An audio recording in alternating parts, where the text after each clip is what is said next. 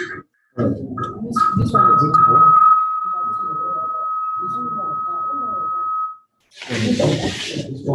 we are starting. Good afternoon, ladies and gentlemen. By way of introduction, I am Barrister Anthony Okoto Eze,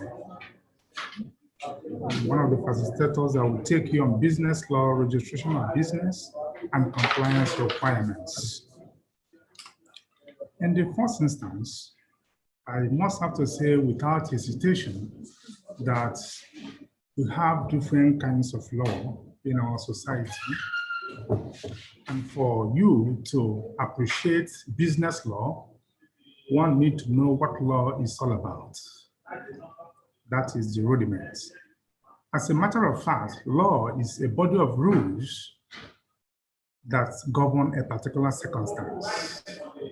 And that is the reason why we have business law, we have civil law, we have criminal law, we have international law, we have different kinds of law. The law that relates to business, the law that relates to civil wrongs, the law that relates to criminal issues, the law that relates to international, the law that governs the relationship between parties in a business transaction. That is what they call business law. And business law is our main focus this afternoon. So for the purposes of that, we are going to narrow down everything we are going to do with respect to business law. But however, we have natural law, we also have man-made law. When we talk of natural law, as the name suggests, is the law of nature. The law that whenever something happens, you need no an assistance of soothsayer to tell you that look at what will be the probable consequence. Look at what will be the result of what has already happened, just like law of nature, gravity. These are what they call natural law, as against what they have man-made law. Man-made law, those laws usually made by human beings, might be made by the National Assembly, the State House of Assembly. These are what they called natural law because it was made by an individual to govern a particular set of circumstances.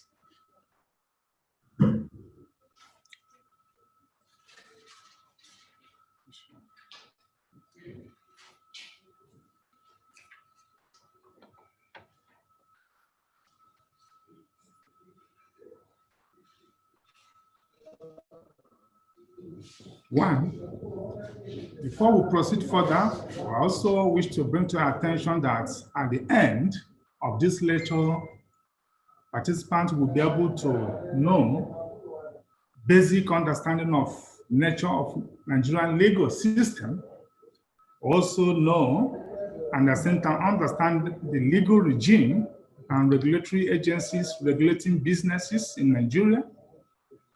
Participants will also know the types of business organizations and steps in the formation and registration of business in Nigeria. The participant will also understand the basic nature and elements of commercial contracts. Let's take it in seriatim. One, on the issue concerning the Nigerian legal system as a source of Nigerian law. You see, Nigerian law emanated from English rules. What they call the sources of Nigerian law, we have what they call customary law. We have what they call received English law, which is the common law, the doctrines of equity, and the statutes of general application, which was enforced in England on or before 1st January 1900. We also have legislation, Nigerian legislation. We have judicial precedents.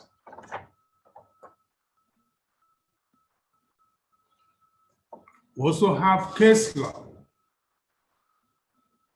So having stated this particular one, let's take it one after the other.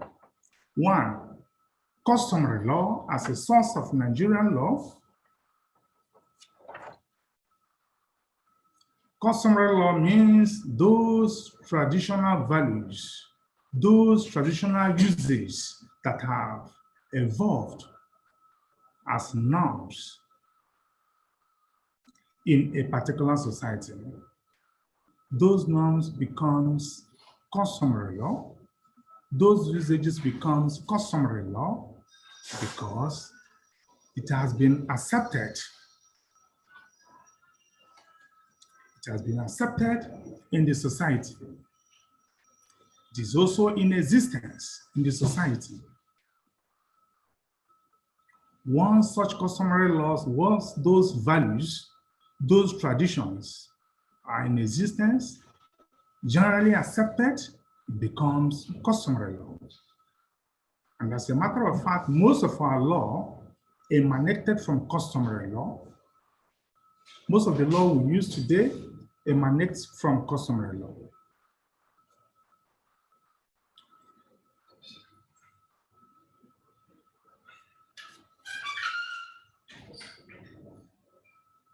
Apart from that, we also have the received English law.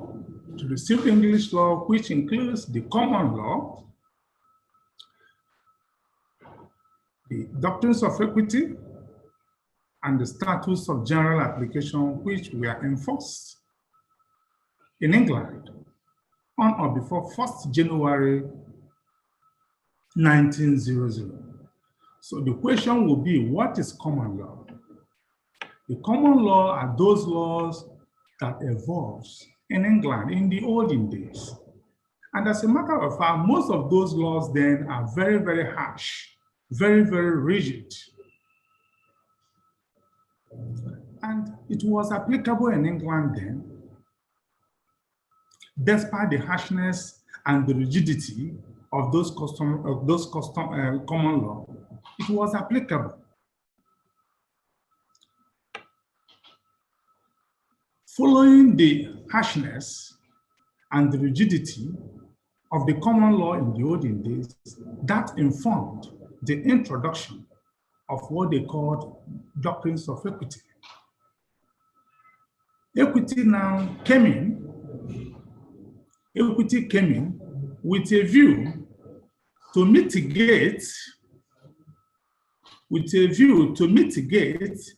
the rigidity of the common law. Because common law was very, very harsh and there were a lot of complaints. Equity now came on board. The real essence of introduction of equity in England in the olden days was to mitigate, to reduce the harshness or the rigidity of the common law. And in equity, you have different maxims of equity. That's where we say that he who comes to equity must come with clean hands. And he who seeks equity must do equity. Equity aids the vigilant and not the indolent.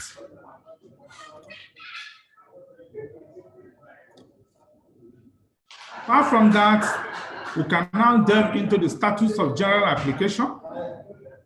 Statutes of general application, which was enforced in England on or before 1st January 1900.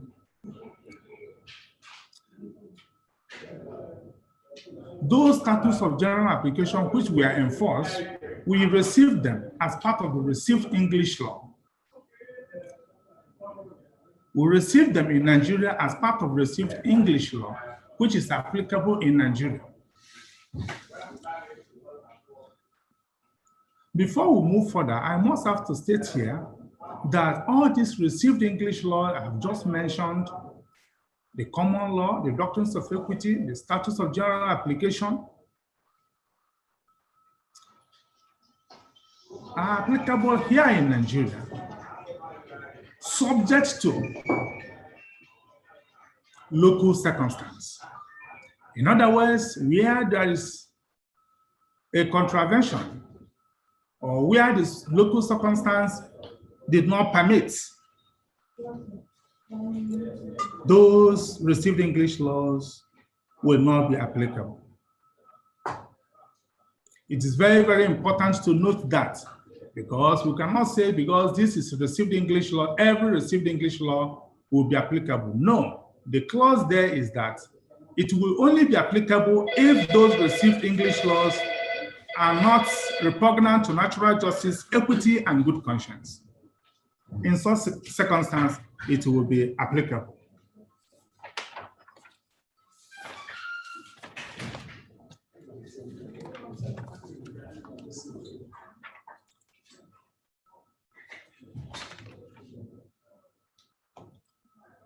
Then we'll talk of legislation as a source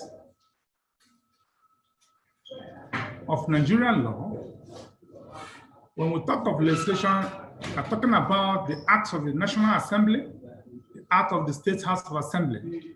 When a National Assembly makes law, it becomes an act. When the State House of Assembly makes law, it becomes law. And it's also a source of our Nigerian law. The acts of the National Assembly, when the National Assembly makes,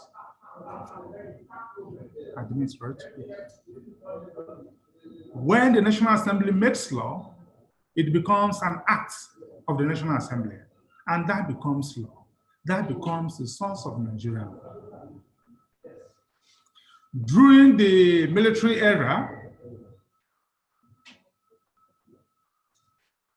we have what they call promulgations. We have what they call edicts and decrees.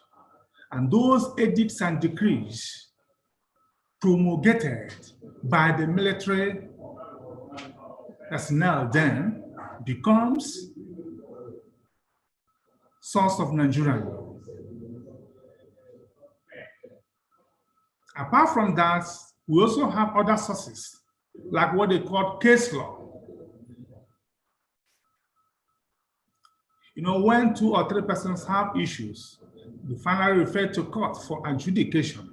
And once such a matter is referred to court for adjudication, then definitely court will make a pronouncement.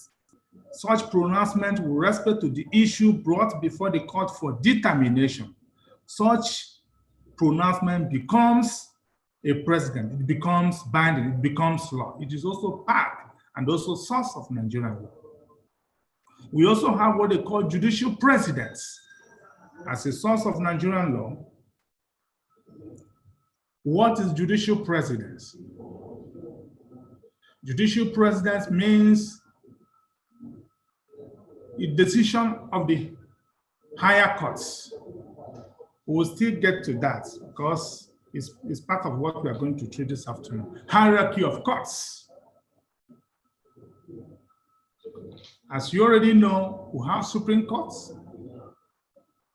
we have Court of Appeal, we have High Courts, Federal High Courts, sorry.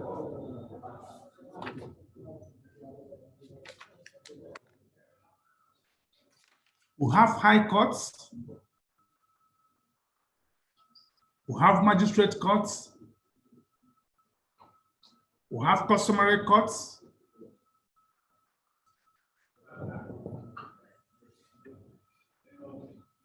we have Sharia courts, upper area courts, grade 1, grade A,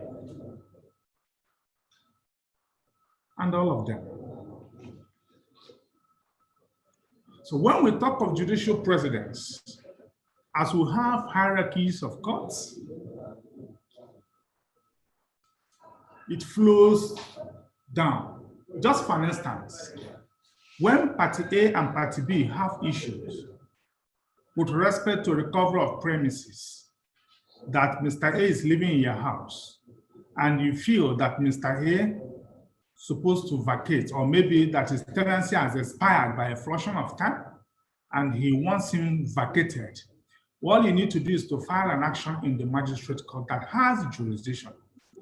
Assuming that particular court make pronouncements in respect of the issue before the court, then the other party being dissatisfied with the decision of the court, what he has to do is to appeal against that decision.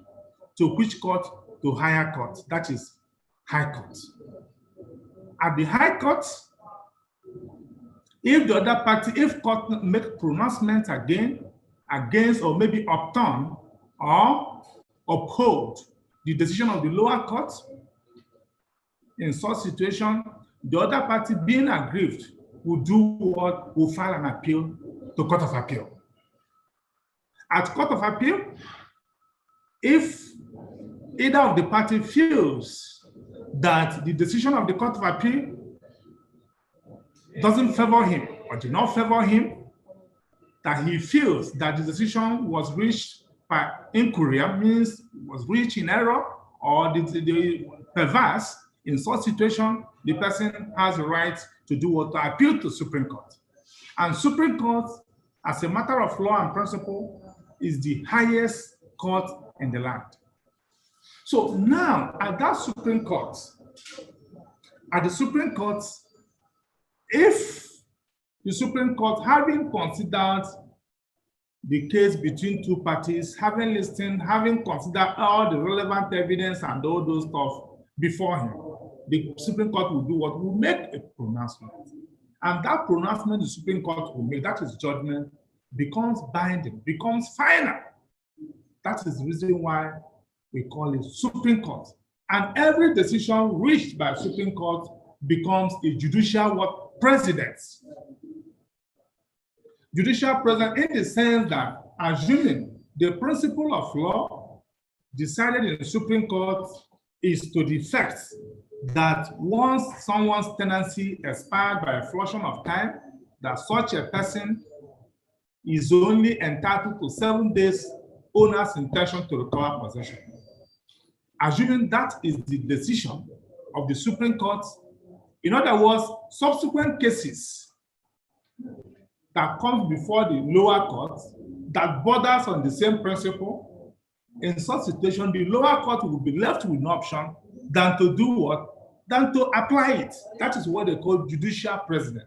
Application of what has already been decided upon by the Supreme Court. So you don't need to waste much of your time. You don't need to do much, but rather to apply the principle that in so case, this issue was brought before the Supreme Court, and look at the decision of the Supreme Court, look at the pronouncement of Supreme Court with respect to that particular issue. In such situation, you ask the court to do what?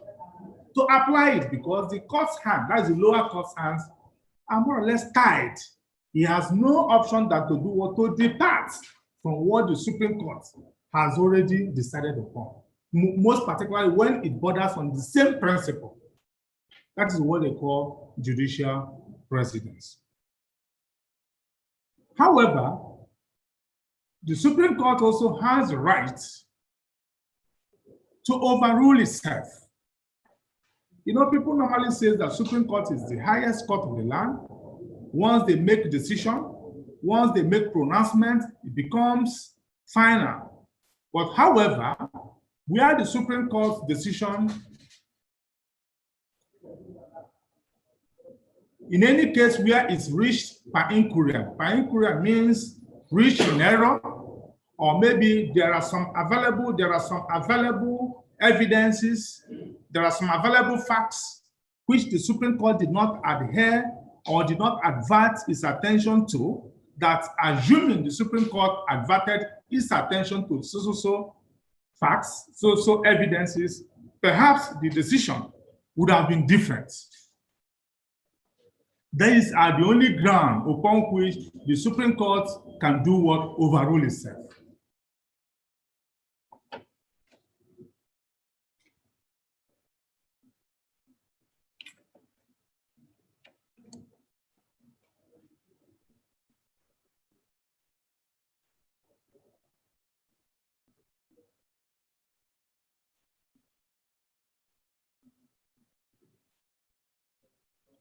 Are we there? Okay. Then, having stated all this, we are going to talk of relevant government agencies relating to businesses in Nigeria or regulating businesses in Nigeria.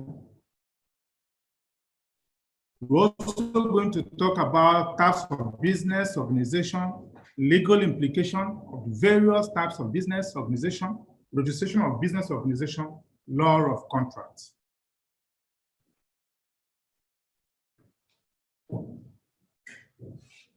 Now, with respect to relevant government agency that regulates business in Nigeria, first of all, you know we have what they call CAC. We call it CAMA. CAC means Corporate Affairs Commission, established by Company and Allied Matters Act. What then is the essence, the real essence of Corporate Affairs Commission? That is CAC. These are the questions we will ask ourselves.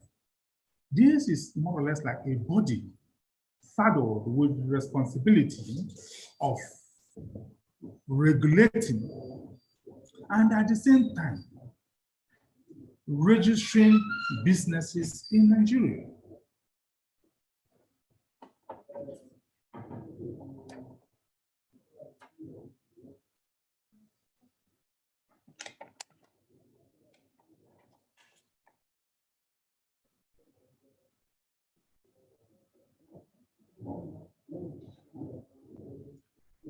It is the duty of the Corporate Affairs Commission to register.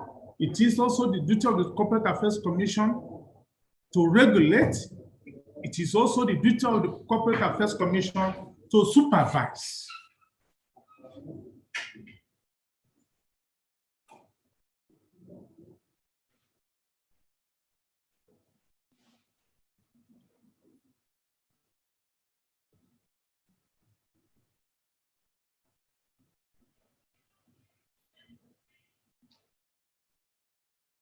They regulate, they supervise, yes, and also they conduct investigation.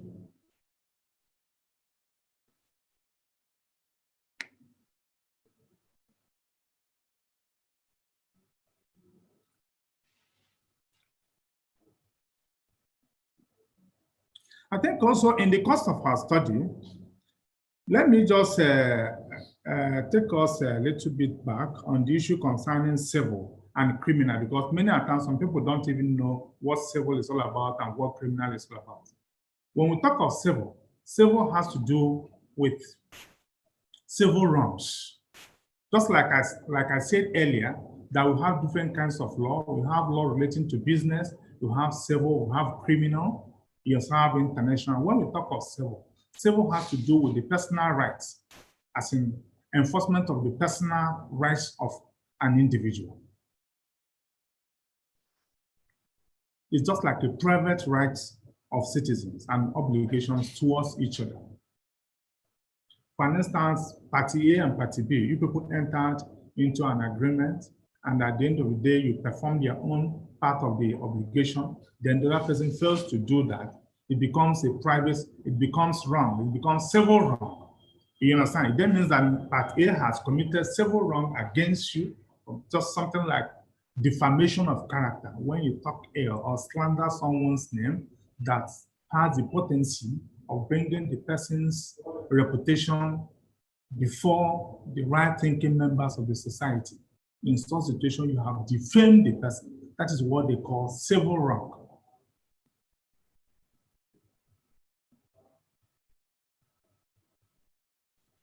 We also have trespass. We also have assault, passing off. What is trespass? It can be trespass to person. We also have trespass to land. This one is just like a private law. When you trespass into a property that not belongs to you, the other party has the right to bring an action against you for such trespass.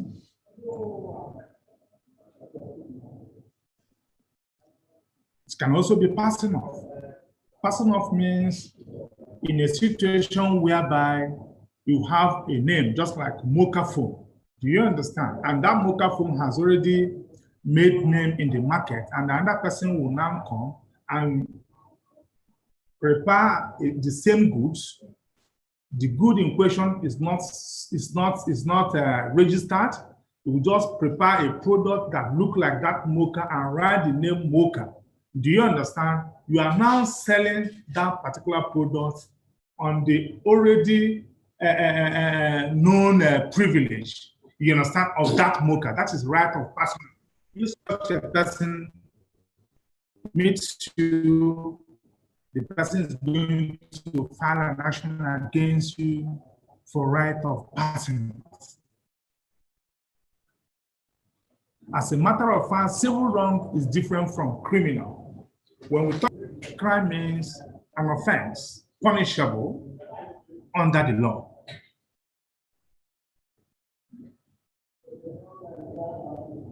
Offense punishable. It's all about stipulation of offenses and its punishment. And it must be in a written book.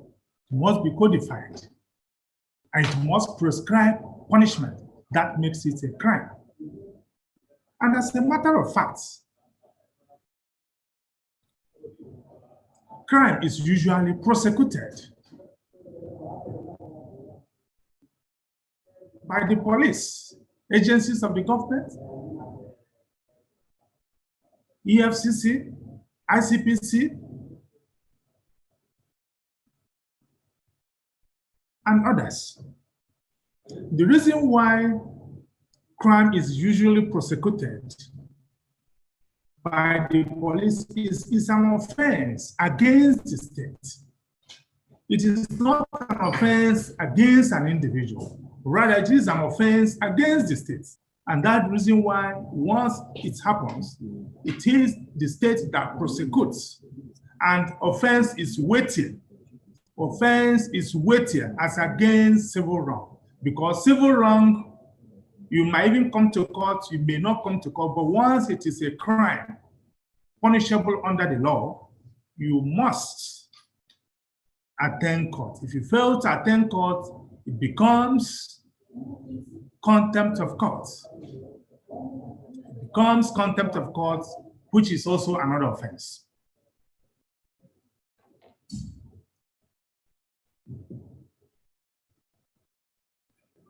And that is the reason why it is usually prosecuted judiciary, police, ICPC, and all those ones I've just mentioned.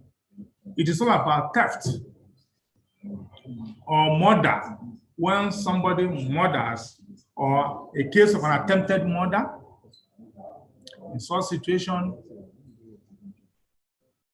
the concerned parties will bring an action against such person that committed that offense. The real essence of that is to ensure compliance in the state, because where there is no crime, where there is no prescription of penalty for crime, in such situation, people will go do something and go scot-free. And in order to avoid that, that's the reason why there's a creation of crime.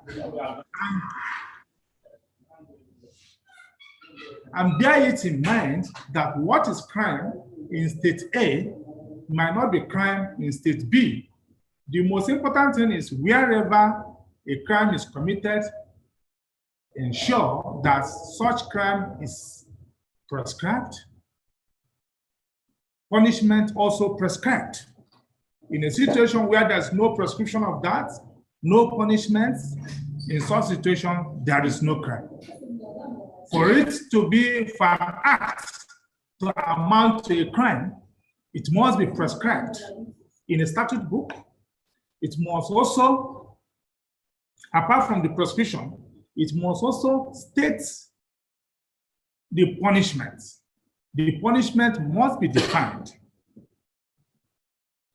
It must be defined before an act becomes, or act of omission, before it becomes a crime.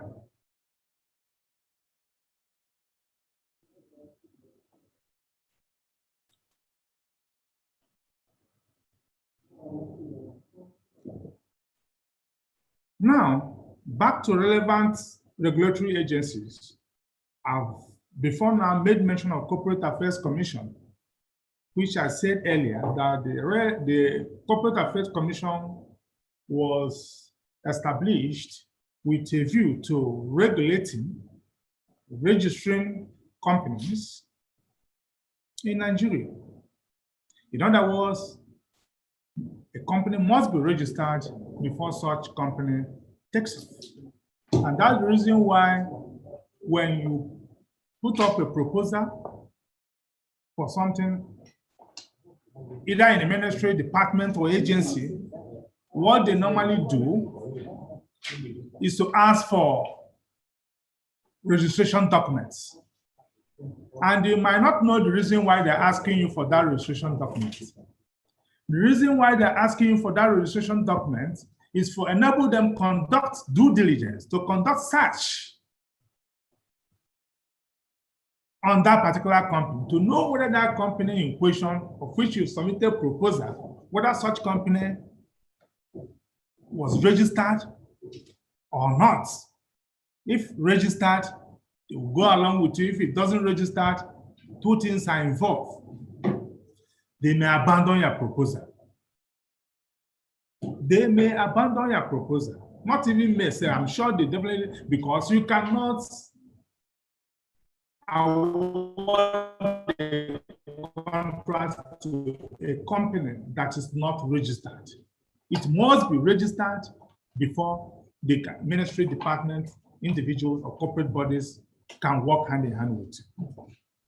That is for Corporate Affairs Commission as one of the relevant regulatory agencies.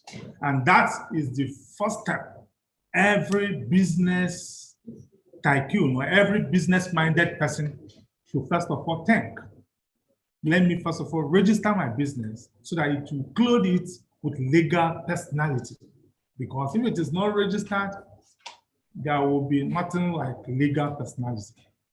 Then let's go to Federal Inland Revenue Services.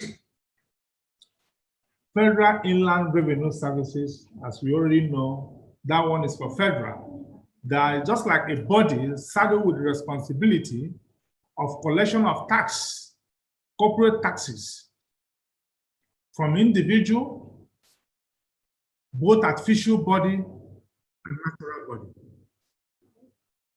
Both artificial body and natural body. Apart from federal inland revenue, as the name suggests, federal, we also have states, which has been institutionalized in virtually all the states, all the branches. They have states inland revenue services.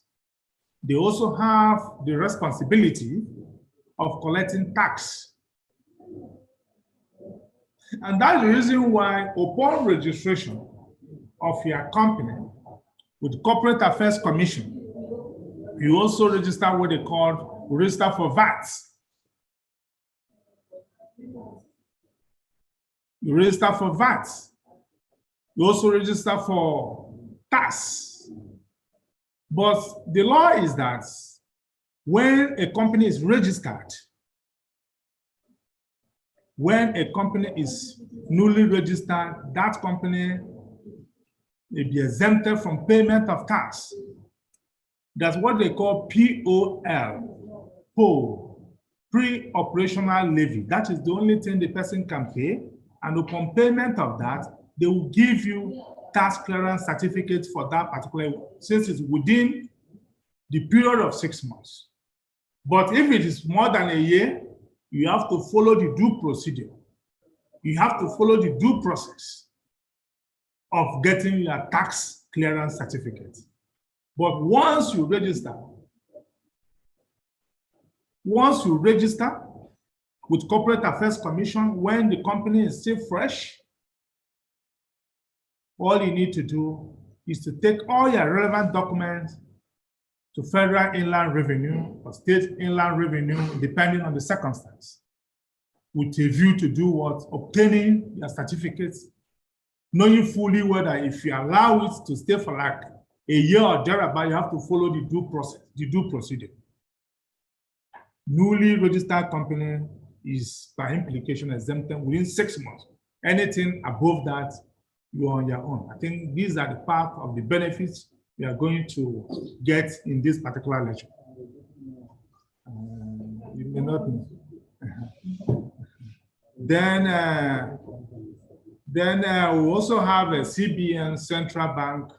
You understand, most of all these companies, like a bank is a company, Zenith Bank, and all this and all that. The central bank also have a way of regulating the agency. Like, for instance, the issue concerning registration of companies, the one the central bank will say the capital base will be 25 million. Do you understand?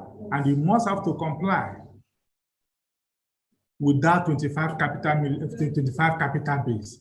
If you fail to comply with that, the Corporate Affairs Commission will not register you, because it is a laid down principle that this must be done. And if you fail to do that, you will not be registered. If you fail to do in accordance with the directives or the guidelines of the Central Bank of Nigeria, which says that for you to get this or for you to do this, you understand that the capital base of such a company should not be less than 25 million. You must comply with it strictly sensu before the Corporate Affairs Commission will do what will register you. We also have what they call Assets Management Corporation, normally called AMCOM. You see, many a times when a company is wind down,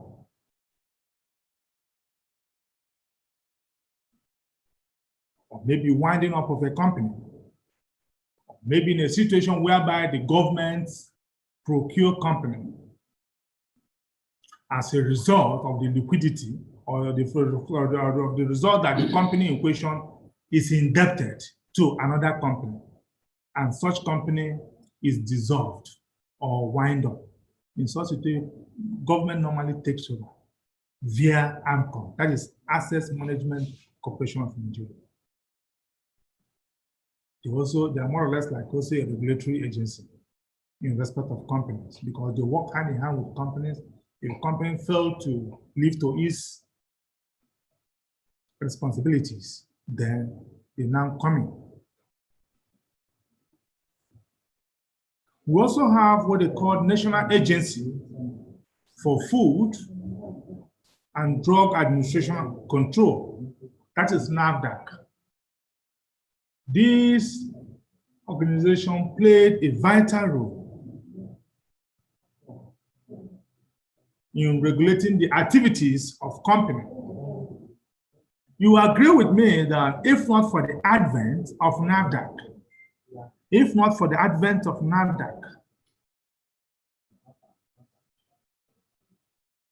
a lot of things would have gone wrong in Nigeria.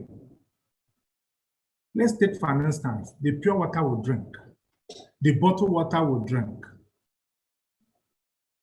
Most of this bottled water, if not for the advent of NAFDAC, most of this bottled water, pure water, they have been produced by some persons in the backyard without observing the rules and the ethics with respect to its production.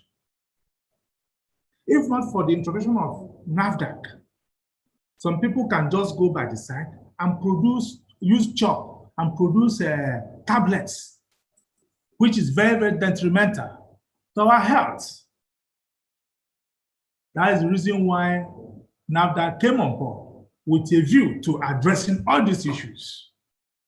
That is why NAFDAC is one of the regulatory agencies, because for you to produce water, for you to produce that food or drug, there are laid down procedures which must be complied strictly sensu. If you fail to comply with that, definitely you will not be registered by NAFDAC. And if you are not registered by NAFDAC and you decide to carry on your activities on your own, upon being caught, you are on your own for it.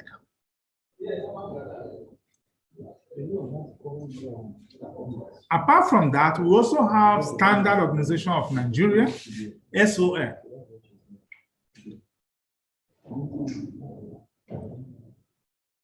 This SON is more or less like a body saddled with responsibility of ensuring that products are of standard quality. Because if such is not done, believe me, there will be a lot of substandard products. There will be a lot of substandard materials. There will be a lot of compromise. And in order to avoid that, that informed the introduction of SON.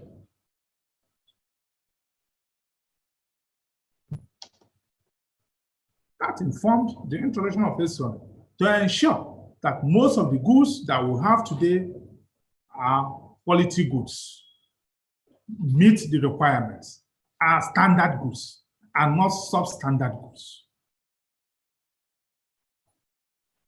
And this standard organization, that's SON, they have responsibilities. They control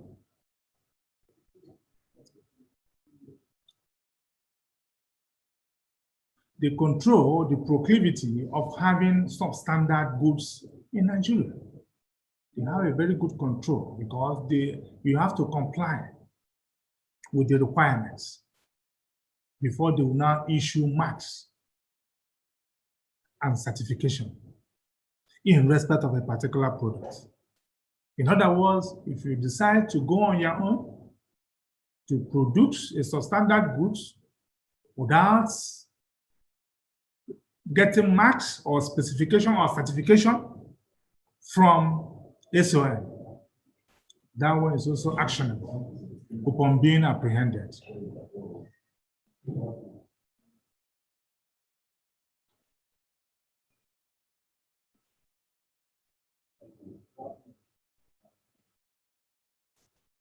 They also have the function to bring to the attention of the state government departments, federal government departments, of the danger in having substandard products.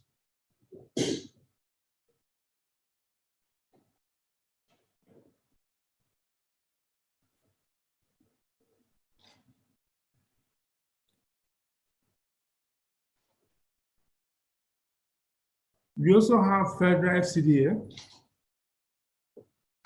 State Commissioner of Lands, Local Government Council. They also have relevant regulatory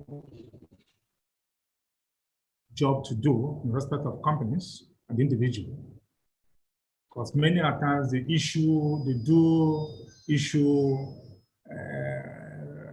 lands to individuals and companies, and many times individuals and companies do come there for the purposes of conducting search with a view to ascertaining whether or not they are the one that issued this particular company a parcel of land. And as it applies here in FCDA, the same thing applies in the state level. That is the Commissioner for Lands and Local Government Council. So to some extent, there are also relevant regulatory agencies in respect to what we are talking about today.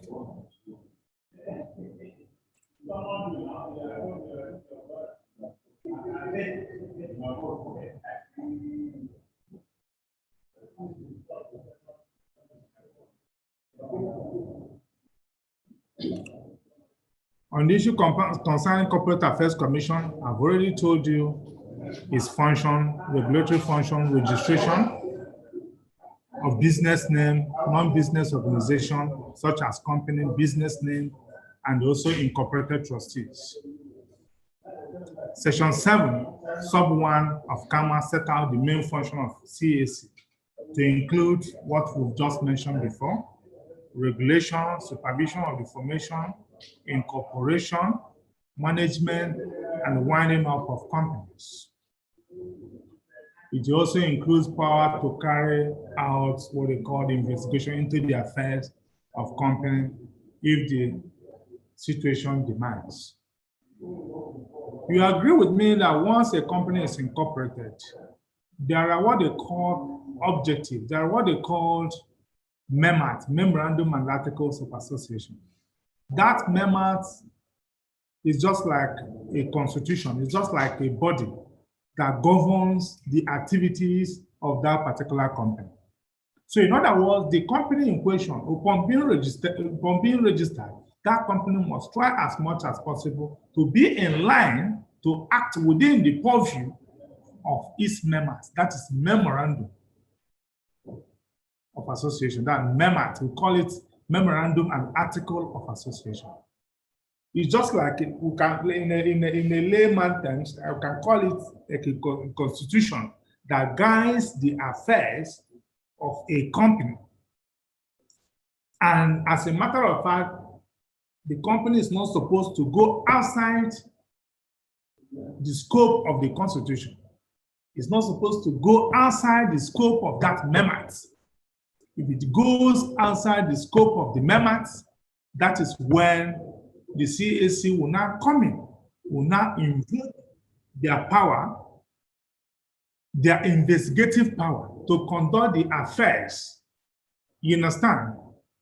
To conduct investigation into the affairs of the company with a view to ascertaining whether the company is still in line or is still within the scope or within the ambit of its MEMAT. If it is not within the ambit, then the CAC, being a regulatory agency, will do the needful. And one of the needful, it might be winding up, it might be selling up, and other sorts of available remedy.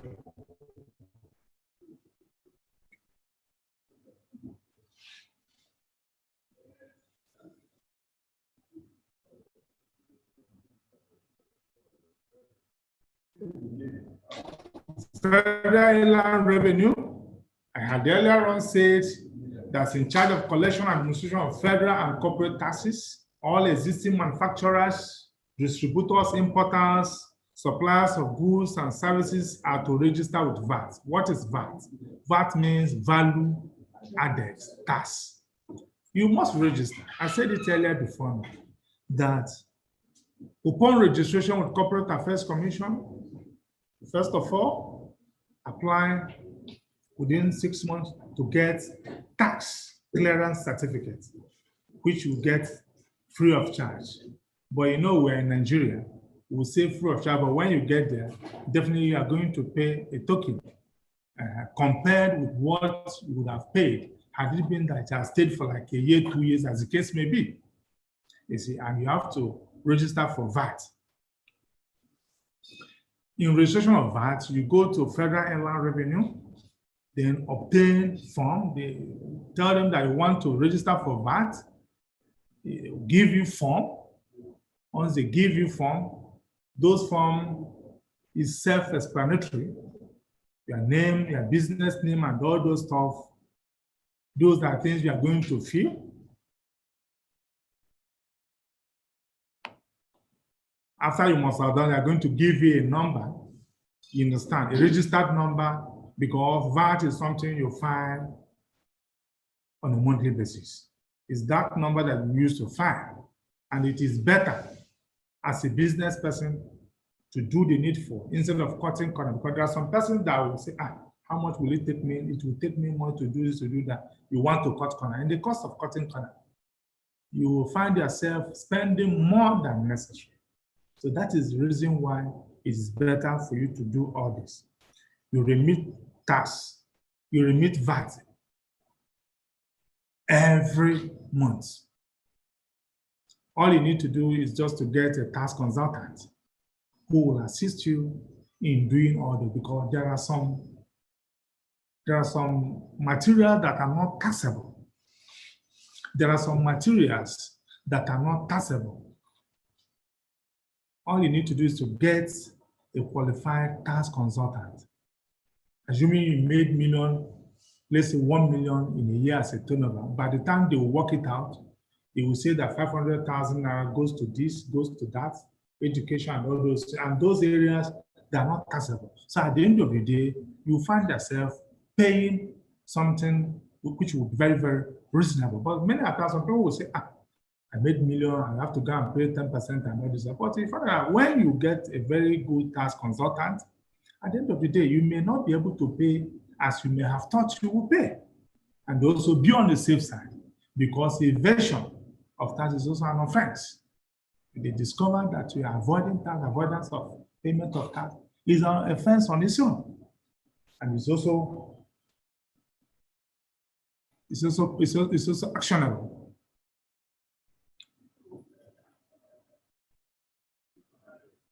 There are some businesses that, for instance, that are into cultivation of unprocessed agricultural produce. Those businesses are exempted from VAT and enjoy pioneer status, thus largely exempted from federal tax.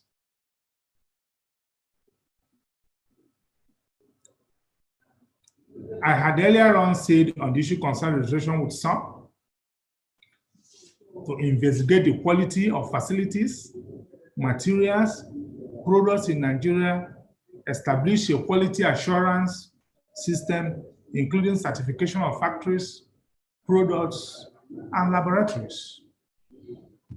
This is their core function, because if not for the existence, if not for the institution of these SOM, perhaps most of the goods will have, you agree with me that it will be substandard goods. They also ensure reference standard for calibration, verification of measures and measuring instruments, with a view to ensuring that the products will have a more or less standard products. They also compile an inventory of products requiring standardization. They also foster interest in the recommendation and maintenance of acceptable standards by industry and general public. They also register and regulate standard marks and specification, because upon registration, they have to give you mark, you understand, of specification. And that's the mark that you are going to use in selling your products. And that mark symbolizes that you have done what you have registered. You have passed all the tests, you have passed all the hurdles for you to have got that particular mark. They also advise the states, federal departments of government on specific problems relating to standards. The same thing applicable to issue concerning states. They also have the power of seizure, confiscation, and destruction of standard products, including power to seal off premises where defective products are manufactured or stored. Just like what I said earlier before now, that there are some persons who may wish to go on with their businesses, thereby producing substandard goods that you are on your own.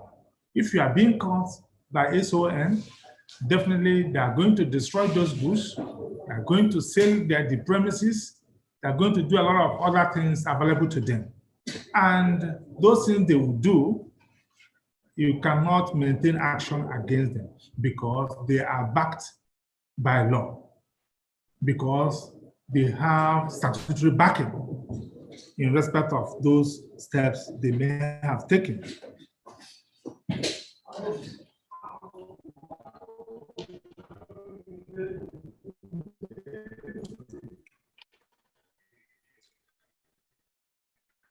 Earlier on, we issue concern registration with NAFDAC. We have the mandate. It's unstable.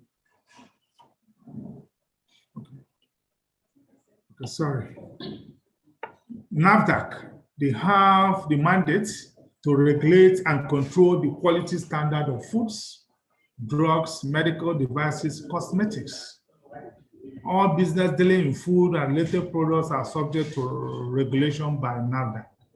The reason is that if such is not regulated by NAFDAC, I wonder what would have been the position. A lot of people must have gone in, but a lot of people must have died because of fake products. They register products in two categories: one, drugs and food. Drugs and food, includes medical services, vaccines, chemicals, pesticides, veterinary products, nutraceuticals, and supplements, herbal preparations, and cosmetics. They are saddled with responsibility of registering all those I've just mentioned, knowing fully well that it must be registered before it comes out, it becomes marketable. And if you fail to get those registered before you bring such products, those consumable products, then that means that you have violated the law, and such a person should be dealt with because it has statutory backings. All you need to do is to come by way of an application, thereby bringing sample. Depends on the product in question. Bring sample, bring all the necessary documents that you need with respect to the registration of that particular product, the name of the product, whether locally made or imported. Bring, then they will assess all those, and at the end of it, if those documents and those samples brought before the NAFDAC, they are considered fit for registration, they will not hesitate to do what, to get it registered. The reason for this registration is to checkmate the excesses of some disgruntled elements, some persons in the society who will want to register, who will want to produce goods, edible goods, foods, drugs, without complying with the procedure, which same will be detrimental to someone's health.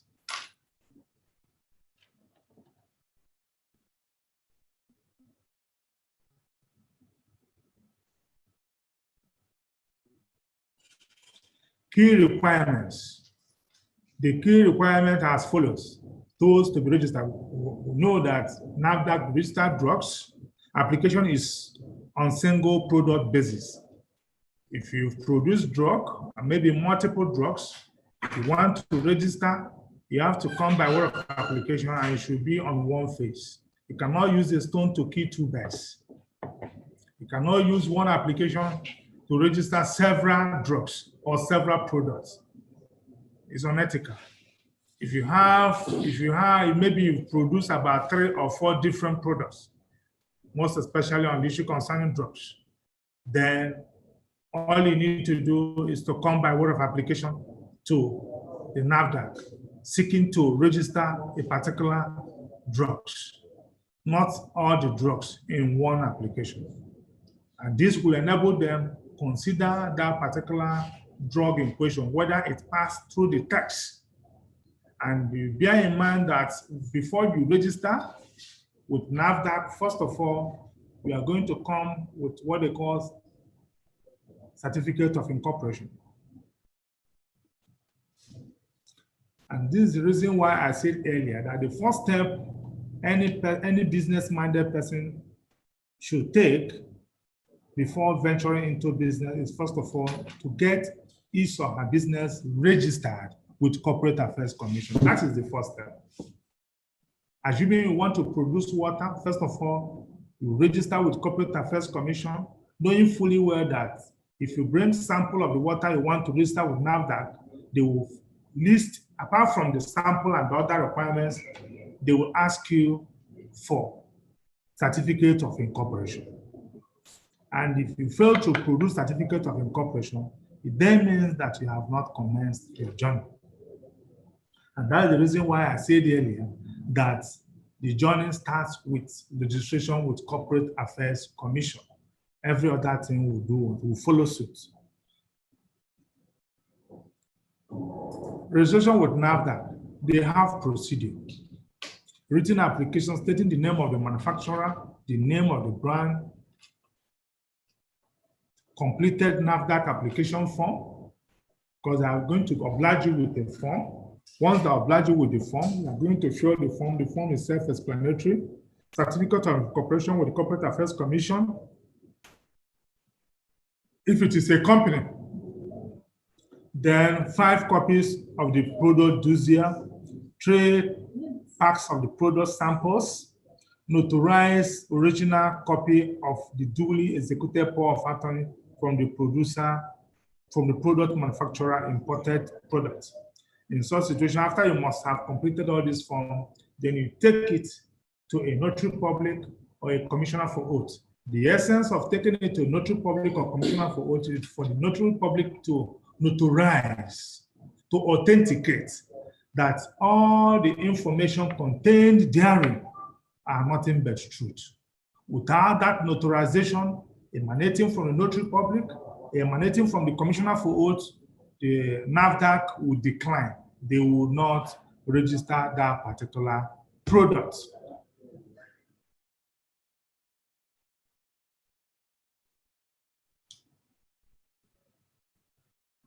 Another one, certificate of manufacture issued by the competent health or regulatory authority in country of origin and authenticated by the Nigerian mission in that country if it's a foreign import. Where there is no Nigerian mission, the British High Commission or ECOWAS country mission will also authenticate. And this goes to show that issue that borders on authentication is very, very important. It's a germane issue. Issue that borders on authentication and also borders on notarization is a germane issue. It is very, very germane to the registration of product with NAFDAC. That's the reason why any applicant should try as much as possible to do the needful so that NAFDAC will register its products accordingly.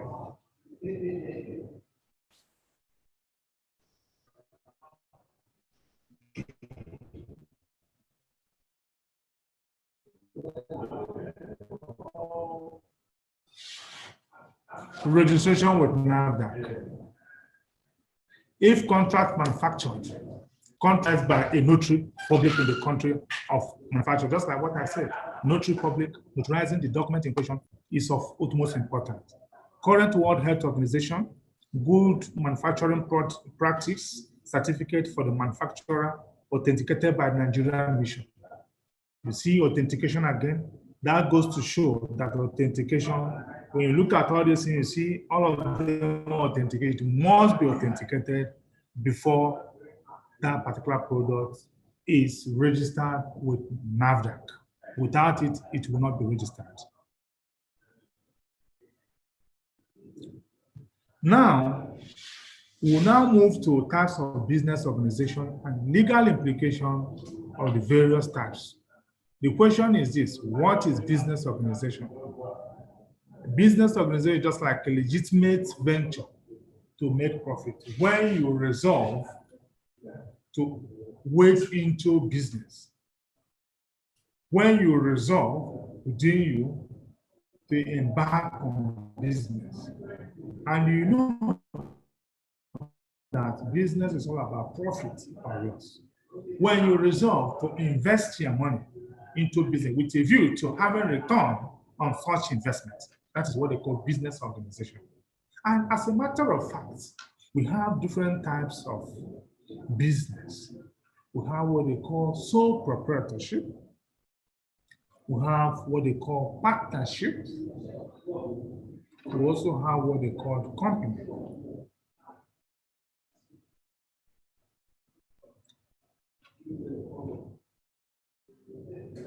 Having mentioned these business organizations, I want us to take them in seriatim, starting with sole proprietorship. That is sole ownership. As the name suggests, it is all about sole. Sole means one person.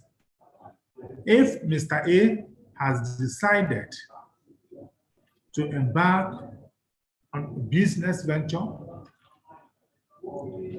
and that decision he has made, he now go ahead to continue to start doing that particular business. Without incorporating Mr. A or Mr. B, he's just doing it alone. He becomes a sole proprietorship. And as a matter of fact,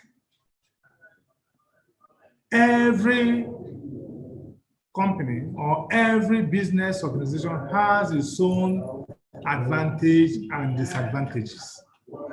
One of the advantages of sole proprietorship is that when you make profits, assuming you invested and make profits of 1 million, you handle it alone. You're not going to give Mr. A, you're not going to give Mr. B. It is your money, you take it home. Do you understand? And it has unlimited liability.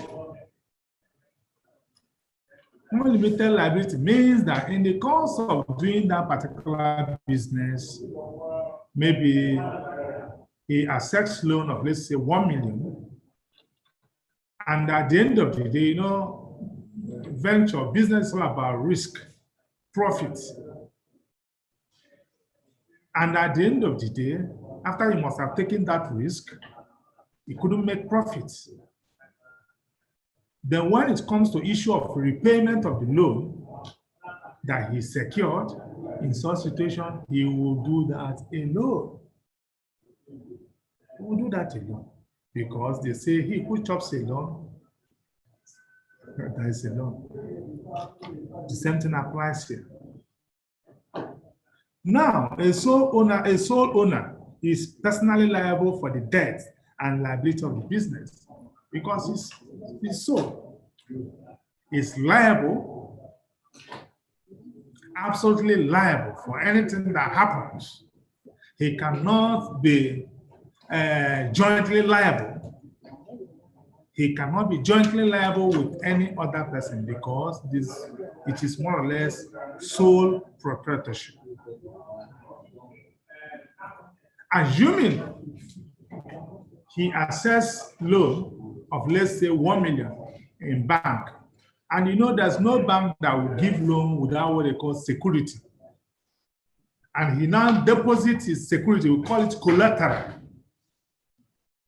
to enable him access that loan. If peradventure he fails to repay the loan, that security, that collateral, that is to say his car that he used as a collateral, will go in for it because he's sole proprietorship. He will definitely go in for it.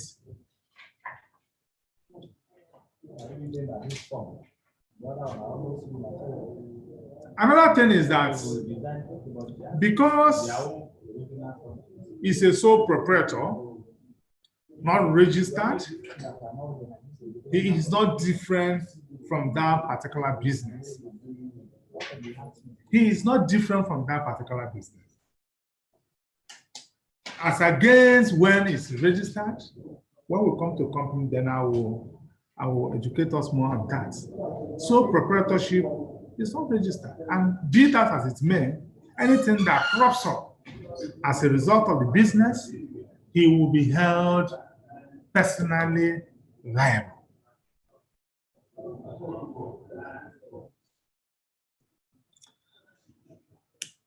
We also have what they call partnership.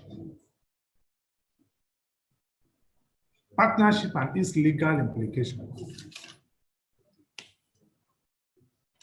The fact remains that if you are in a partnership with another person in respect of a particular business, if that partnership business is not registered,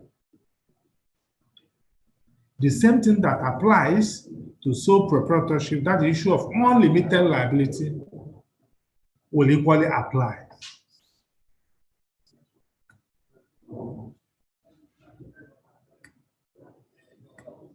Will equally apply. General partners are at risk of having their personal belongings seized to offset the debts and liabilities of the partnership business.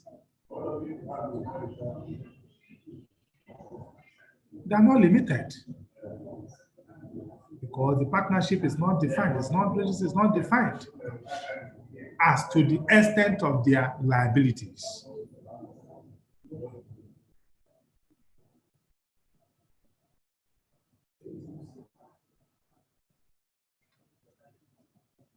And you know, when two or three meets together with a view to venturing into a particular business, it becomes partner. And the essence of venturing into that business is to have return on such investment. And if such return, profit comes, both parties share it, they become partners. Unless it is expressly agreed otherwise, profits are to be shared equally among partners. And that's the reason why in a partnership agreement, it is always good for partners to reduce into writing the terms and conditions of their partnership agreement. The terms and conditions of the partnership agreement with respect to percentage sharing, with respect to what goes to Mr. A, what goes to Mr. B, if so thing happens, who contributes what. But in a situation where there is none, then in such situation, it will be unlimited in respect of offsetting the debt incurred by partners.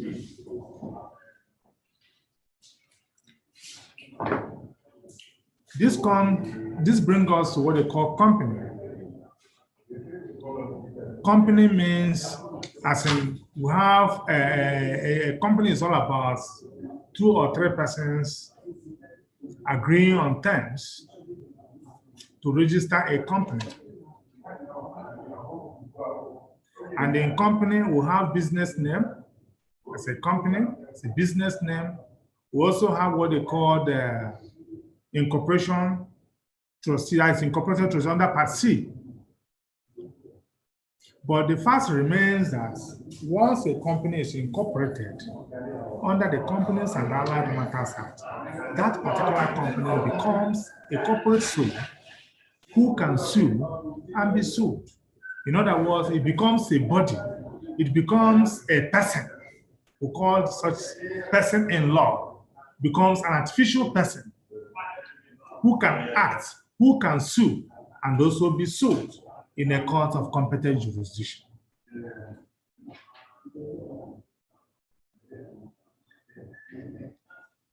We must also take cognizance of the fact that company, upon incorporated, is an artificial body who can act via its agents. Who are the agents of the company? The agents of the company are 1, the directors, the officers of the company, the staff of the company. They are agents of the company. Because company is an artificial body, it cannot work, it cannot do anything. It does all those things via its directors.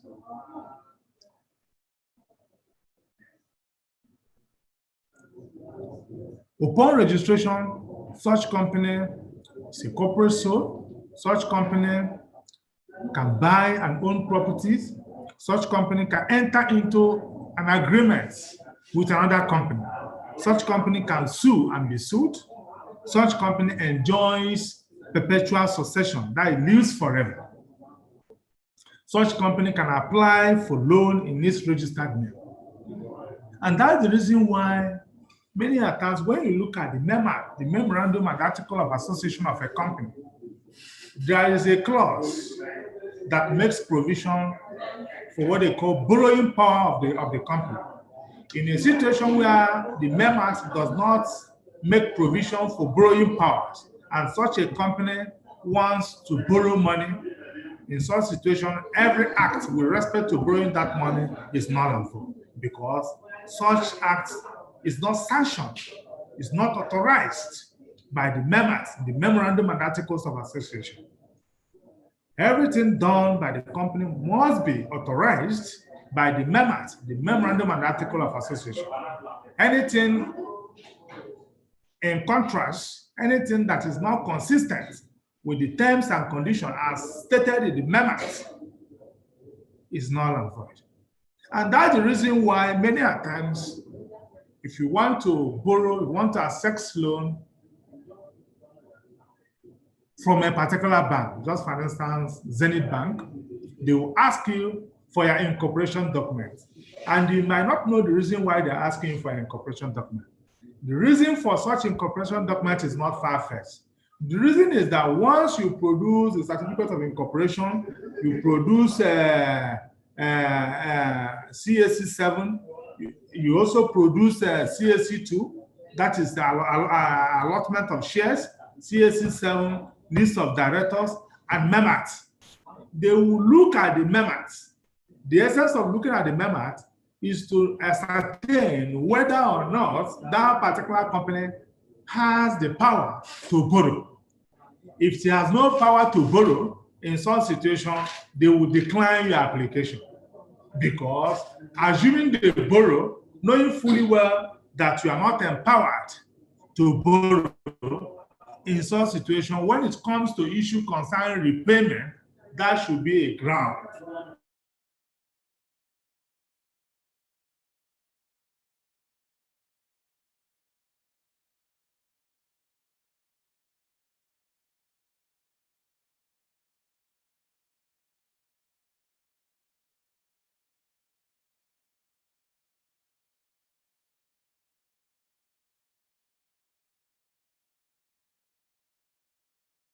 You know.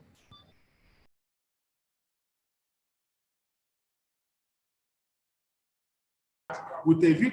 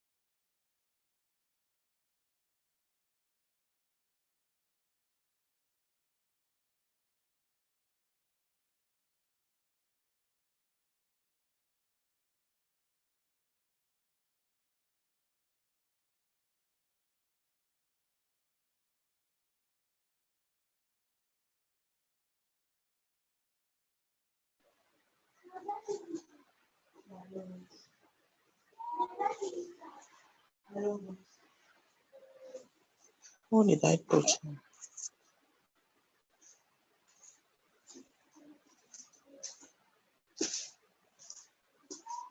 Hey, you.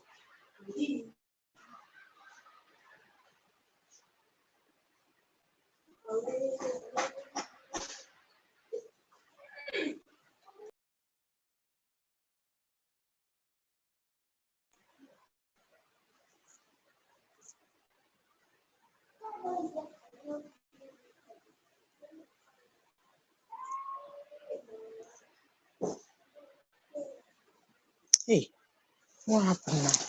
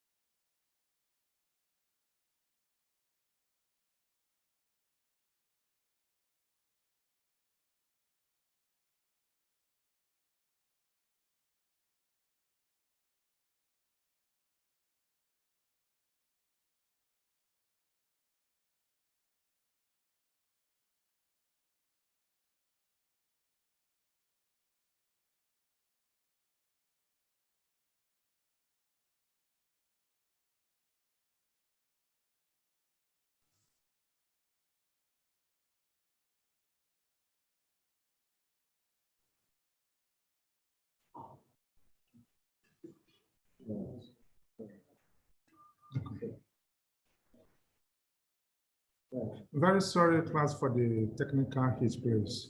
It's a technical place, network problem. Very sorry about that.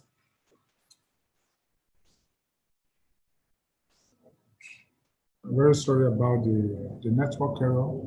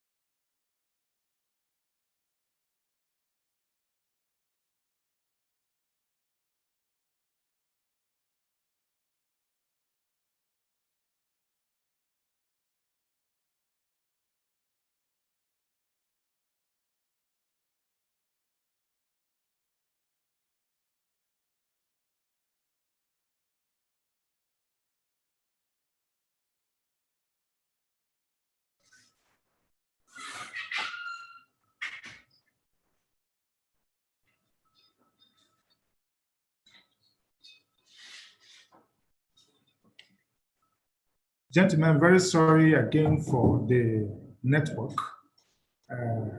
We're having network challenge. Sorry about that.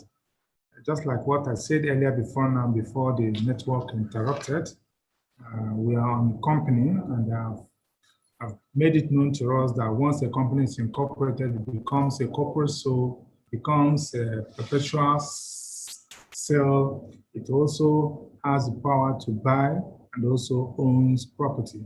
Can also enter into a contract, into a contractual agreement with other persons. It to also enjoy perpetual succession. You can also apply for loan in its registered name. I had earlier on said this, but I don't know whether you missed out because of the network problem. However, I said before now that enjoyment of perpetual succession is a distinguishing feature between a company and that of sole proprietorship. It is because once the sole proprietorship dies, the business in question dies. As against a company where we have different directors, once one director dies, the other director will now co-opt another director, will also make an application to Corporate Affairs Commission with a view to appointing another director, and business continues, as against sole proprietorship. And another thing is the issue concerning application for loan. I said earlier before now that company, upon being incorporated, they normally incorporate a clause in the Memorandum and Article of Association that the clause borders on the issue concerning borrowing powers. In other words, if the company has no borrowing power, the company cannot borrow. And that's the reason why many times when you apply to access for a loan in a particular bank, they will ask you to oblige them with your MEMAT, Memorandum and Article of Association. The essence of that is for them to ascertain whether or not that company in its MEMAT has the power to borrow money from other companies. And if it has, the application will say true, but if it's not, definitely they're going to turn down your application. Now, registration of business and non-business organization. Why register your business?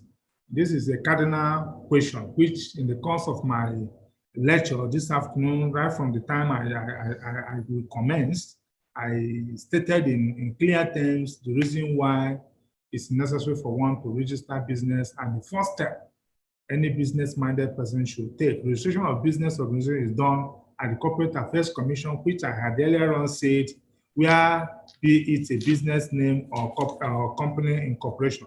It is the Corporate Affairs Commission that has the responsibilities to register a company, which I said earlier before now that the first step a man or a woman or any business-minded person should take with respect to embarking on business is to first of all get that particular business registered. And the essence of that registration is to enable him do business, because there's no way you do business without first of all registering your business name. Unregistered business name with Corporate Affairs Commission is unknown in law and therefore cannot transact some official businesses. Example, borrowing from bank, while unregistered products, example, food products with NAFDAC will attract low and limited or local patronage and may be seized and producing premises sold, resulting in huge losses. Just like what I said earlier before now, the reason for registration cannot be overemphasized, because even if you are assuming now your brother is a minister or your brother is a commissioner and in charge of works or housing, and he wants to award contracts, he cannot award you contract in your personal name. Rather, he can award contracts based on the registered name. That's the reason why it is very, very advisable that the first step one should do is to get your name registered. Once you register with Corporate Affairs Commission, then that should be the starting point. Another one is registration for tax. It's also an important social responsibility, both from a legal and moral angle. Because once you register for tax, just like what I've said earlier before now, upon registration with the Corporate Affairs Commission, within the space of 6 months, you try as much as possible to register your tax so that you will be exempted from payment of other fees, apart from POL, that is pre-operational levy.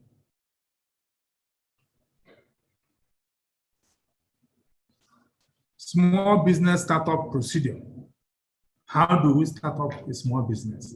Because they say a journey of 1,000 miles begins with a step. Most of all these Dangotes, Ibetos, and the rest of them, they started with a minor business, and that is how it's supposed to be. They never started with, you don't just close eye and see them as Dangote. They must have started elsewhere with petty business. So now the question is small business startup procedure. How do you start up a small business so that you now grow to the likes of Dangote, the like of Ibeto, and the rest of them? First thing you should do, just find a suitable business name to support your business idea. Just like what I said earlier before now, before one can register, first of all, there's what they call name search. You understand? Name search, you can just look for a name search, any name that you think that will be okay. The reason why you need to look for a name search is that you may not register at that point in time, but subsequently you may wish to register. And the problem people normally have is that they may use a name, maybe Coscaris. Do you understand? When it comes to issue of registration, that Coscaris must have been registered by someone else. So that's the reason why finding name to support your business, have at the back of your mind that you do what you go, you do well to get it registered. Because if that name is not registered and the name has gone viral, people have known you based on that particular name, and by the time, God forbid, by the time you say, let me go and register with Corporate Affairs Commission, by then they will tell you that, hey, yeah, the name had earlier on been registered. And no amount of money you will bring for them to register you and deregister them, because by virtue of Companies and Allied Matters Act, there's a provision which says that if you seek to register a particular name, and that particular name you seek to register, there's already registered name, which is similar to the one you intend to register, then it then means that the one you intend to register will be denied. The reason is that there is already existing name. And if that already existing name, notwithstanding, register another name, which is similar to the already existing name, there is every proclivity, there is every tendency that it will mislead the general public. And that is what CAC is trying to avoid. That's the reason why in finding a suitable name for a business, do well to do what? To get it registered as quickly as possible, so that it will not be when persons must have known you, when clients must have known you, when customers must have known you, and at the end of the day, when it comes to registration, they will tell you that delay defeats equity, because equity cannot aid the idle, but rather the vigilant. Identify suitable location. You understand? When you look at the business you want to do, market strategy, all those stuff you need to undertake. After that, where do you think that when you start this business, where it can thrive? You have to identify that particular one. Register the business name with Corporate Affairs Commission. I had earlier on said, make sure you choose a name that is easy to pronounce, remember, and has a relationship with your type of business. Register with FIRS as a value-added tax collection point. Register your product with NAFDAC, National Agency for Foods, Drugs, and Control, if you are producing foods and drugs or related items. Then register with SON. The reason for this is that once all these things are done, then you won't have any issue with governments, you won't have any issue with customers with respect to registration, you won't have any issue, or somebody, before you know, somebody will take you to court that you didn't do this or didn't do the other one. By then you must have complied with all the requirements. It is good to comply with all the requirements and do your business without fear and favor, as against when there are some corners you cut, or when you've not done what you're supposed to do. In a situation where you've not done what you're supposed to do, you find out that your mind will be feeble.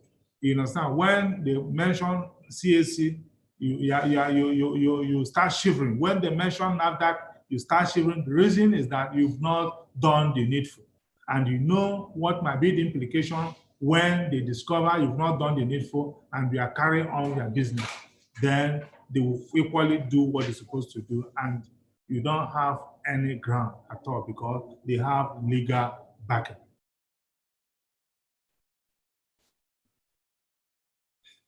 Now, reservation of name on CAC portal. If you want to register that particular name, first of all, apply for reservation. Reserve the name. The name is usually reserved for 60 days. If the name is available, they will reserve it for you for 60 days. Upon the expiration of that 60 days, you can do what they call revalidation. Do you understand? Revalidation. If after 60 days you've not registered and it has expired, you do what they call revalidation. Submit notice of approval of name. That notice of approval of name, you now submit it, duly completed business name application form containing personal details of the proposed proprietors. You have to submit all of them. They are going to give you a form in which you are going to fill, state the nature of the business, the kind of business you want to do. They are going to give you a form, state it there. Everything will be expressly stated. Information page of the national identity card, that is the means of identification. They will know that this person is the proprietor, this person is the director of the company. These are the requirements before they will get to your company registered.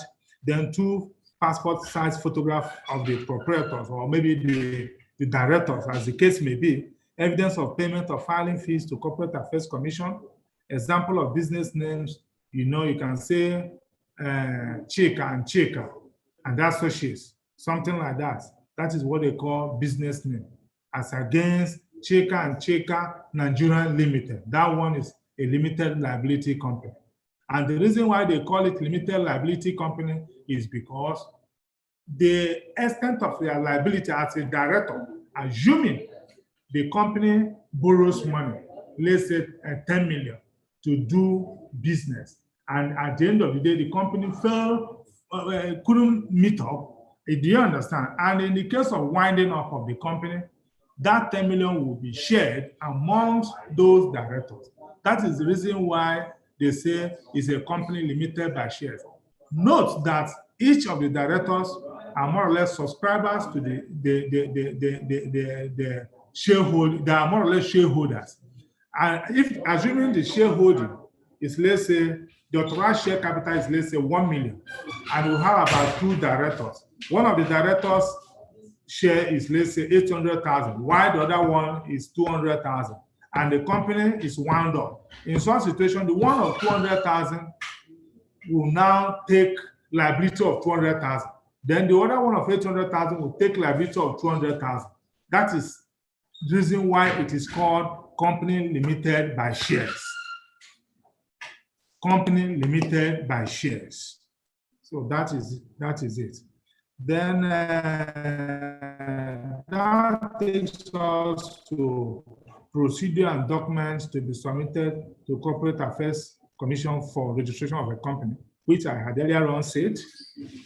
A company may either be private limited, maybe private company limited, let's say from 2 to 50 shareholders. Then we also have a public liability company, company limited. In such situation, that's PLC, 2 to unlimited, you see. And public limited companies are usually quoted in the stock exchange markets. The private limited company is more suited for small and medium enterprises like you that want to involve in a business venture. In such situation, I think the business name and also limited is very, very suitable. It's a duly completed set of CAC form detailing the personal information. These are the things we are going to submit to the Corporate Affairs Commission. The ID card, the evidence of consent, in case of a company, we are applicable proficiency certificate. If you want to register a pharmacist, they will request for a proficiency certificate to show that this person is a pharmacist. Then memorandum and article associate duly stamped. These are the things we are going to submit to them. You see. Then private companies issue concerning fee registration of companies under Part A of CAMA. Talk of registration of private company with share capital not exceeding 1,010,000 naira. A registration of private company with share capital exceeding 1 million but less than 2 million. But however, all these prices here, all these fees here are not static. It can change at any point in time. So for the mere fact that it can change at any point in time, I do not think it will be all that relevant for us to delve into it, knowing fully well that they can amend to it. And let's move to the law of contract. What is a contract? Contract is enforceable legal obligation agreed upon by parties when 2 or 3 parties agree on terms and conditions, you understand, it becomes contract. You understand? We also have what they call simple contracts. We also have what they call the contract under sale. Element or features of a valid contract, we have offer, we also have acceptance, consideration, form, capacity, legality, intention to create a legal relationship. What is an offer?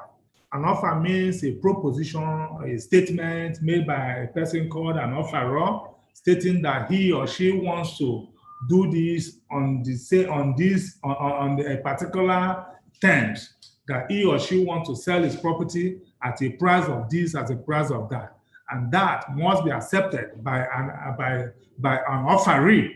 It must be accepted, and if it's accepted, it becomes a valid contract. You understand?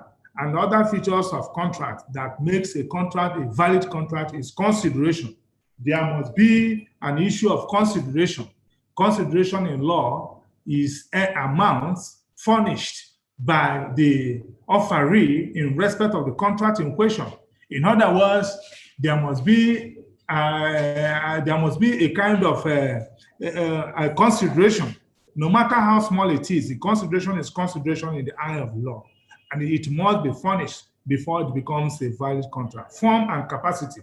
As you already know, capacity has to do with the age. You understand? There are some persons who are not of age, who cannot contract an agreement, who cannot enter into a legal relationship because of the person's age. That's what we call capacity and form.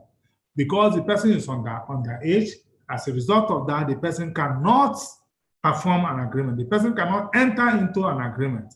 And also legality.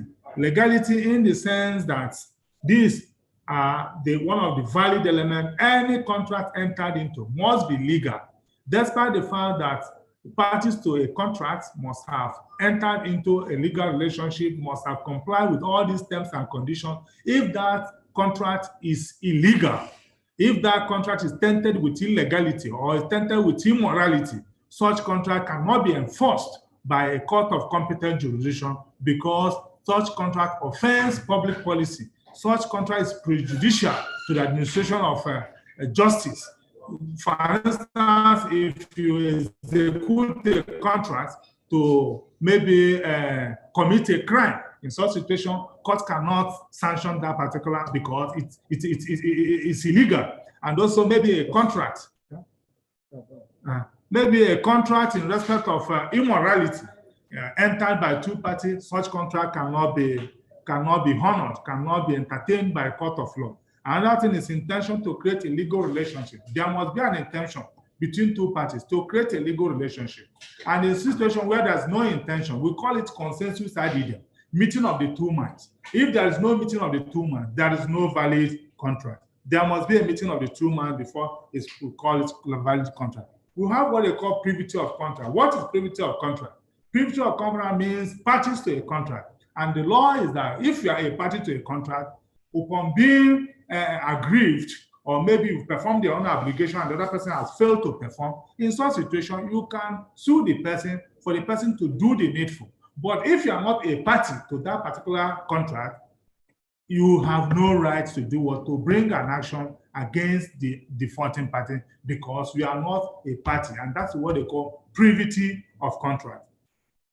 Terms of a contract, we have what they call express terms and implied terms. When we talk of express term means a situation whereby parties must have agreed on terms and conditions, and it will be expressly stated in a book, as against when it will be implied. Like, for instance, tenancy agreement, there are what they call implied covenants. Implied covenant. In other words, implied means that from some certain condition, you will be able to know that if this thing happens, that this is the position. No. Express means that you have to state all those things. Don't allow me to imply. That's the reason why we have express and imply. And it is very good to have express terms and conditions of contract well stated and well written. Vitiating element in a contract. When we talk of vitiating, something that can vitiate contract, we will talk of duress and undue influence. If either of the party has already maybe has influence or maybe has exerted torture on the other party, that is under duress, that you must do this. If you fail to do this, this thing will happen. In such situation, the person enters into such a contract. That contract is void at the instance of the person that entered into a contract on the grounds of duress, because the contract was not entered freely. It's supposed to be freely, it's supposed to be meeting of two men, but the person entered into such a contract because there is duress. And also undue influence. Undue influence in the sense that this person has an influence. Maybe you have a fiduciary relationship with Mr. A, and Mr. A, because of the fiduciary relationship, the person will now lure you into entering into a contract. In such a situation, you enter because if you fail to enter, this and that will happen to you. That is what they call undue influence. And such a contract is, as a matter of fact, is voidable. Another thing is misrepresentation. Misrepresentation means when you misrepresent facts to Mr. A, to the contracting party, that this is like this, and based on that misrepresentation, the person now entered into a contract based on that misrepresentation, that this thing is black, and the person now followed you stricto sensu, believing that this is black, and based on that, he now enters into such agreement, and later discover that this is not black. That is what they call fraudulent misrepresentation, and is part of the vitiating element that can vitiate that particular contract. Then another one is mistake. When there's mistake in a contract, in terms and conditions, that can be vitiating. Discharge of contract. We have performance. When ordinarily we have parts, we have specific performance.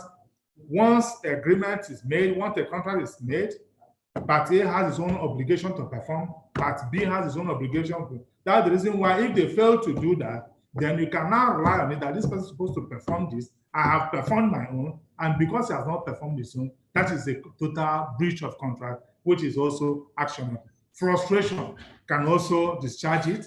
Fundamental breach, mutual agreement can also discharge. Remedies for breach of contract, damages, compensation. When you feel that Mr. A has breached an agreement, you go to court to ventilate your right. In such situation, you can now ask for hours of damages. You also ask for what they call specific performance. Because you have performed your own part and he has not performed, the court will now make an order for what they call specific performance, asking him to perform specifically because the other party has performed. Then rectification. You understand? Rectification as maybe if there is an error or thereabouts in such situation, the court will now see what they're going to do in that. And that will be a remedy to rectify some certain issues that are not there. Then in injunction, the court may restrain the other party, don't do this, don't do that, because you have breached in law. Then quantum merit. If you have done, you have performed, let's say the extent of your performance is, let's say, 100,000 naira, then the court will now make an order for what they call quantum merit. Quantum merit, they will assess what you have performed and say, pay him this based on what they call, based on his level of performance. That is what they call quantum merit. And rescission. Rescission is just like, it's distinct from misrepresentation. It's just to put you back to the status quo. As if maybe one of the parties now discovered that, look at this, that this person is not going to perform, is going to breach. That would be a ground why the other party will not perform. In such a situation, the person will be asking the court, because of the misrepresentation, which he discovered on time, ask the court to put him back to the status quo, as if the contract was not executed in the first place. Wow. End of show. Is the end? That's the end. Nice. Oh, well, that's the end. You're still full of energy. Yeah.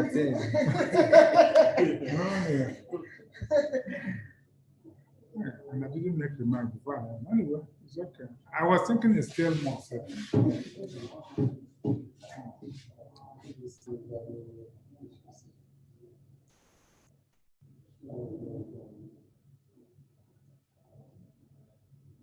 So at this juncture, I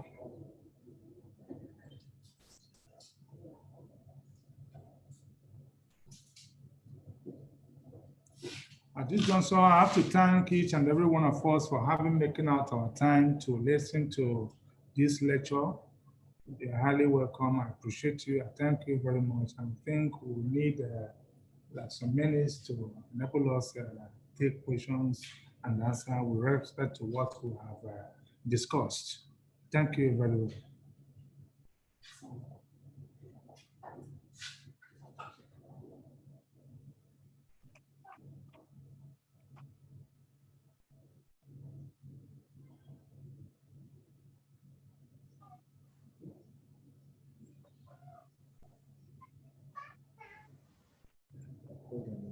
Huh? Uche. Okay. Good afternoon. Good afternoon.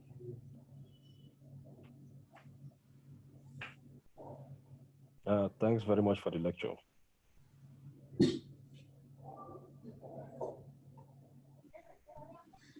Hello? Hello, I'm with you. Okay. I said thanks very much for the lecture. Yes. You're welcome.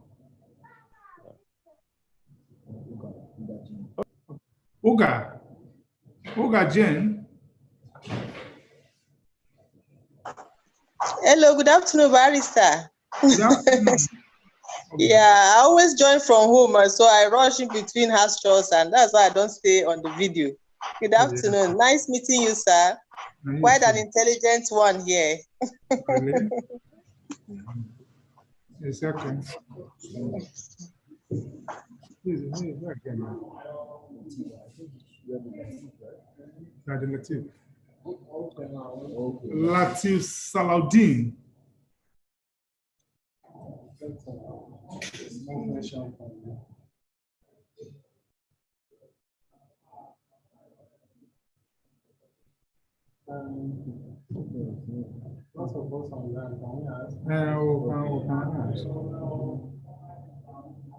No, any question? Any question? Any question, Olga? Okay. In the absence of any question, we can talk. Okay. Any mind borders on the issue of. Is it not better I close them for things we can? Okay. I can leave it. Okay. Okay. Go ahead.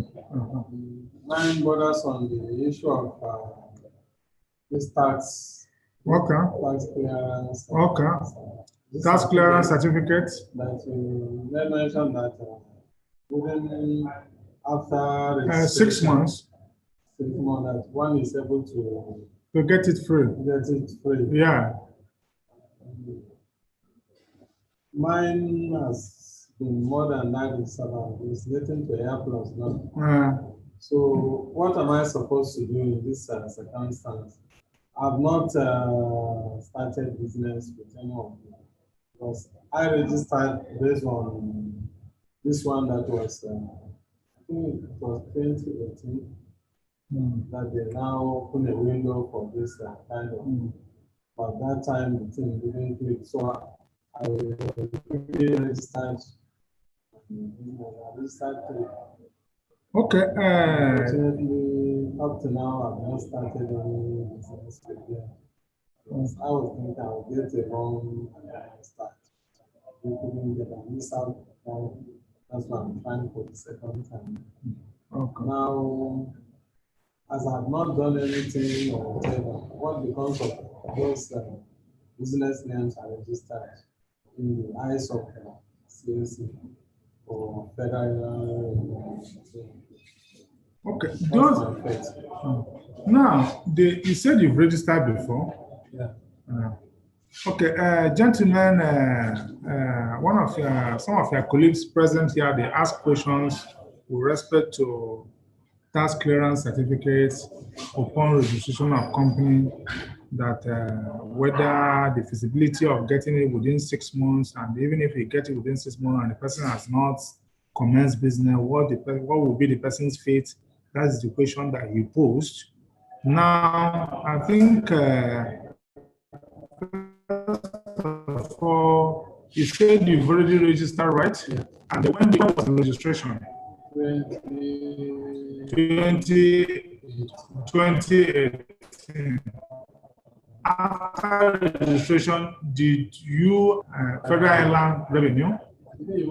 That is it now. So if that's why I'm telling you, you've learned that thing today. What you've learned today is that if you have if you register a company with a view to doing business with such a company, once you finish registration, get your certificate, the next thing that will crop your mind is issue concerning getting the CTC, that is the certificate of tax clearance certificate from Federal Inland Revenue. And I told you within the period of 6 months, you will get it. Upon payment, just a little fee, they call it POL, meaning pre-operational levy. You understand? You will get it. But if you allow it, just like the one you registered in 2018 to now, if you want to get it now, you have to follow the procedure and you have to pay heavily. That is it. You have to pay heavily. Not done anything. Yes. I thought tax is based on what you either said. No. The issue, that's what I'm telling you now. If you, now that you have registered a company, if what you need to do is to get a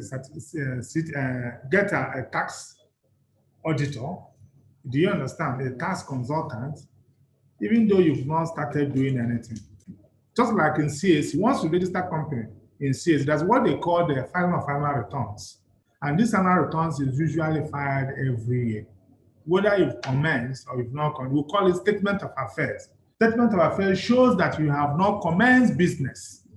Do you understand? Because if you fail to commence, if you fail to file that annual return as and when due, time shall come when Corporate Affairs Commission will delist your name from the system, and it will be very, very embarrassing. Embarrassing in the sense that you might conclude an arrangement to transact business with a particular company. They may award contract to you. When they go to CAC to conduct search, on reaching that place, they will discover that the name is not in the CAC. Do you understand? And they will be surprised. It will be a very big shock. Reason why it's not in CAC is because you've not been filing annual returns. And as a result of that, they did what? They now delisted their name. So it's very, very important. It's very important. So what you need to do in your own case,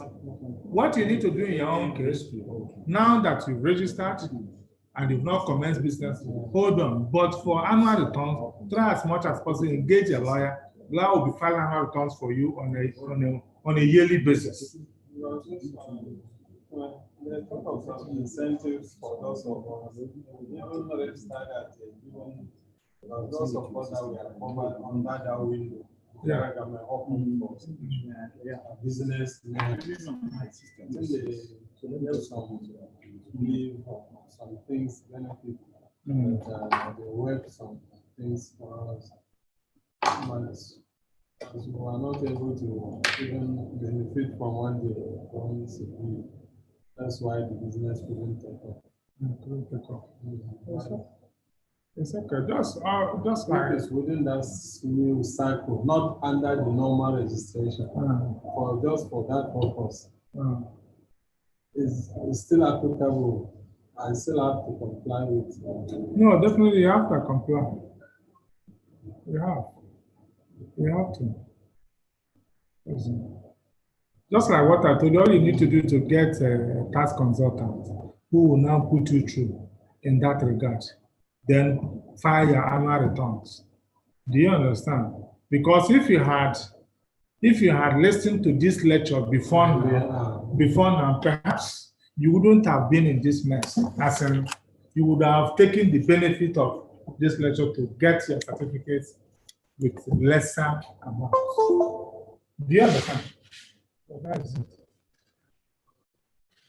But it's not late.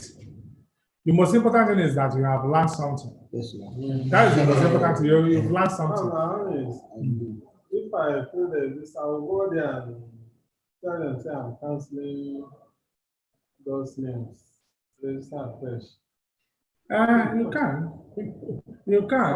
To avoid penalty. No, you can if you so wish. But if the cost of the penalty is not going to be as much as the cost of registering. No, it won't be. Is it not 2018? Yeah. Now you can only file for 2000. It's after some months. This yeah, 2019 depends on when.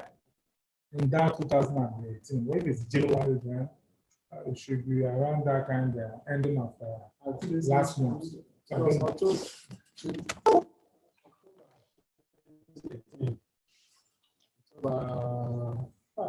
process maybe end of